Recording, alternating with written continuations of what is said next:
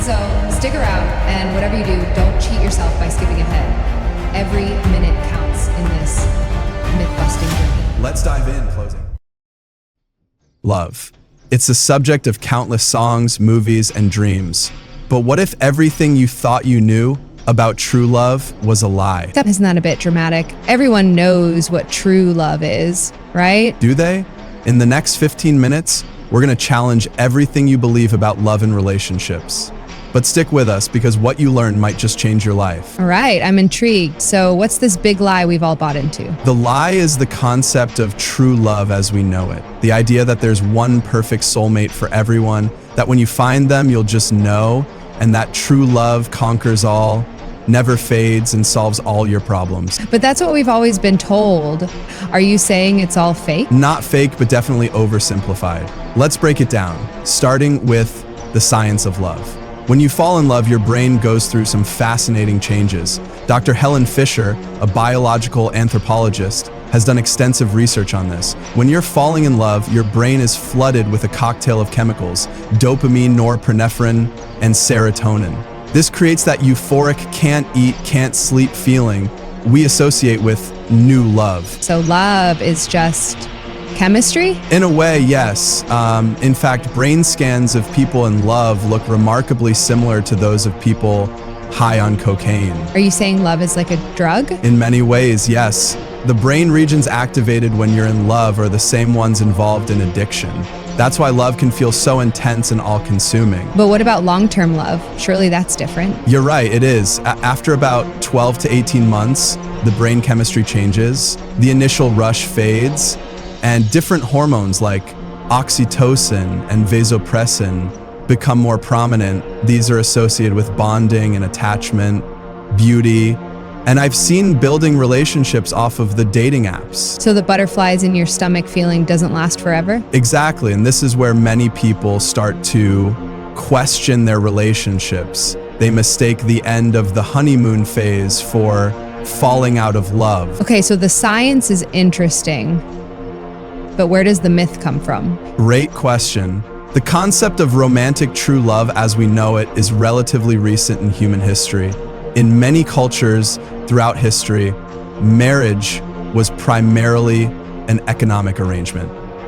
The idea of marrying for love didn't become widespread until the 18th and 19th centuries. So when did we start believing in soulmates and perfect matches? A lot of it comes from popular culture. Movies, books, songs, they all sell us this idea of effortless, perfect love. Think about it. How many rom-coms end with the couple getting together, as if that's the end of the story? That's just what Marvel movies do. You know how they jam our heads with so many different ideas about how best to live life, how to be happy. I see what you mean, but isn't there something special about finding the one? The idea of the one is another part of the myth. Psychologist Dr. Tai Tashiro points out in his book, The Science of Happily Ever After, that the odds of finding a perfect match, if such a thing existed, would be about 1 in 1,000,000,000. Those aren't great odds. Exactly, and it's this belief in the one that can lead to a lot of disappointment and relationship hopping. Okay, so we've been sold a myth, but is it really that harmful? It can be. Let's look at some of the ways this myth affects real relationships. First, it creates unrealistic expectations. When people believe in true love, they often expect their partner to fulfill all their needs, to always understand them, and to never have conflicts. But that's not realistic, is it? Not at all. In fact, relationship expert Dr. John Gottman found that about 69% of relationship conflicts are perpetual. They're based on fundamental differences in personality or lifestyle, and they never go away. So you're saying even good relationships have ongoing problems? Exactly. The key is how couples manage these conflicts, not whether they have them. Another danger is the soulmate effect. When people believe they've found their soulmate, they're more likely to become overly dependent on their partner and less likely to grow as individuals. That doesn't sound healthy. It's not. Psychologist Dr. Spike W.S. Lee found that people who believe in soulmates are actually less likely to work through relationship difficulties. They're more likely to think, if this were my true love, we wouldn't have these problems. So believing in true love might actually make your relationship less likely to succeed? In many cases, yes. It can lead to a grass is greener mentality where people are always wondering if there's someone better out there. This is all pretty disheartening. Are you saying true love doesn't exist at all? Not exactly. What I'm saying is that real, lasting love looks different from the myth we've been sold. It's not about finding the perfect person. It's about building a strong relationship with an imperfect person. Real love is a choice. It's something you build over time, not something that just happens to you. It requires effort, compromise, and constant communication. So what does that look like in practice? Well, research by Dr. Robert Sternberg suggests that lasting love has 3 key components: intimacy, passion, and commitment.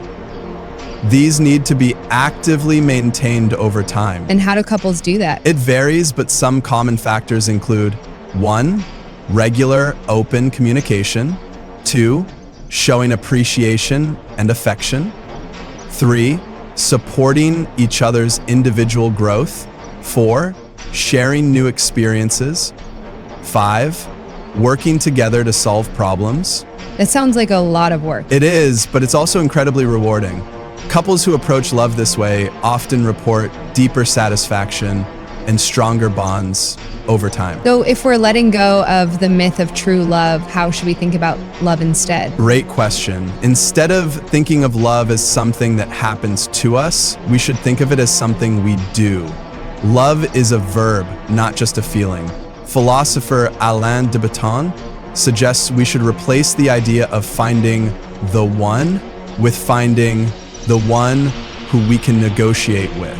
That doesn't sound very romantic. It might not at first, but there's beauty in it. It's about finding someone who's willing to grow with you, to face life's challenges together, and to continuously choose each other. When you put it that way, it does sound pretty special. Exactly, and psychologist Esther Perel points out that this view of love can actually be more fulfilling. She says, the most powerful relationships are the ones in which you can say, I choose you today, and I'll choose you again tomorrow. So if we're redefining love, what should people be looking for in a partner? Great question.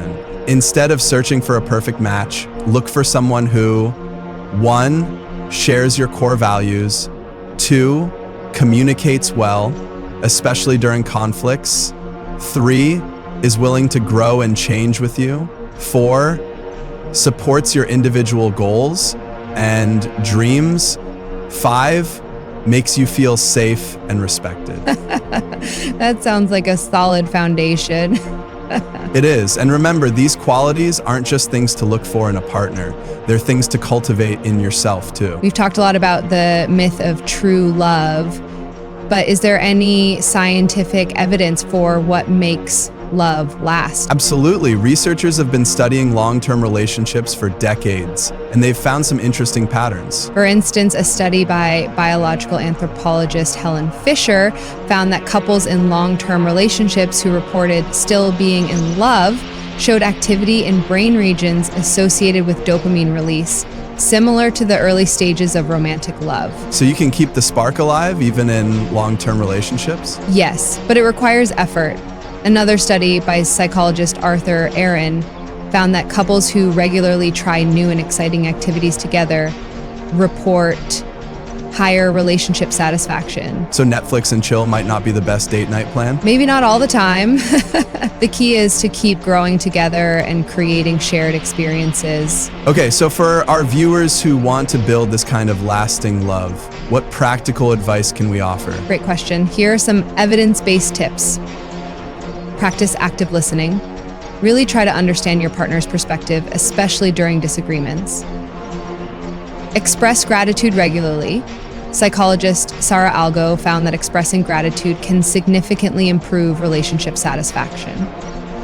Maintain your individuality. Paradoxically, having separate interests and friends can make your relationship stronger. Be physically affectionate.